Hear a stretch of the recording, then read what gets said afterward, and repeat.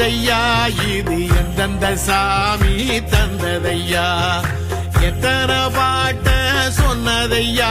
அத சுத்துற பூமி கண்டதையா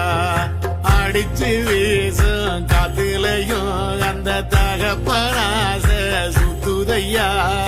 பிடிச்சு பூக்கும் விதையிலும் ஒரு வம்சத்து கதையே உள்ளதையா 100 தலைமுறை சேர்ந்து சதுக்குன ஈர நலம் இது பாறையா